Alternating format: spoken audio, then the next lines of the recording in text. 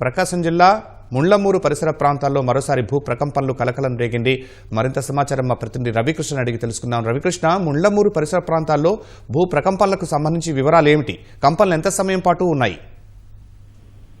శర్మ, ఈ ప్రకాశం జిల్లాలో వరుసగా ఈ ముండ్లమూరు ప్రాంతాల్లో భూ ప్రకంపనలు అయితే రావడంతో ప్రజలు ఆందోళన గురవుతున్నారు. ఈ రోజు 1:42 సమయంలో పెద్ద శబ్దం అయితే రావడం జరిగింది. ఈ శబ్దంతో ప్రజలు ఆందోళనకు గురయ్యారు.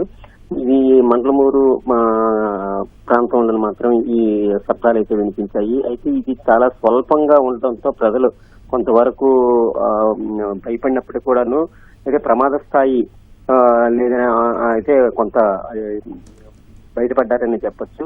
కాకపోతే గత కొద్ది రోజులుగా ఇప్పటికీ ఈ భూ ప్రకంపనలు అయితే వస్తున్నాయి. ఈ ప్రాంతంలోనే రావడంతో ప్రజలంతా కూడాను ఆందోళనకు గురవుతున్నారు. ఈ నెల 21 మొదటిసారిగా వచ్చింది.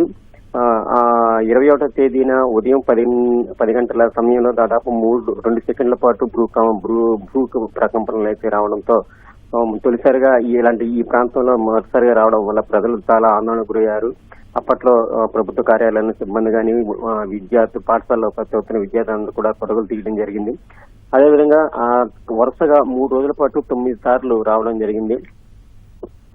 దీంతో అధికారులు ఇక్కడ ఉండే పరిస్థితులపై పరిశోధనలు చేపట్టారు. ఇక్కడ ఉండే పరిస్థితులు ఏంటి, ఎందుకు తరచూ ఒకే ప్రాంతంలో ఈ భూ ప్రకంపనలు వస్తున్నాయనే విషయంపై అధ్యయనం చేశారు. అయితే భూమి పొరల్లో సర్దుబాట్లు జరగడం కానీ లేదంటే నీటి భూ అడుగు భాగంలో బురద పేరుకుపోయి అది బురద వల్ల కారణం వల్ల కానీ ఈ భూ ప్రకంపనలు వచ్చే అవకాశాలు ఉన్నాయని పేర్కొంటున్నారు. అయితే ప్రస్తుతానికి అయితే ప్రమాదకరమైన పరిస్థితులు లేవని అధికారులు పేర్కొంటున్నారు. శర్మ, అధికారులు ఇంకా ఏమైనా సూచనలు చేశారా? తర్వాత ఎంతకాలం పాటు ఇలా వచ్చే ఛాన్స్ ఉంది అని?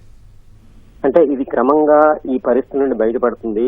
మరి భవిష్యత్తులో తీవ్రమైన పరిస్థితి అయితే వచ్చే అవకాశాలు లేవని అధికారులు పేర్కొంటున్నారు.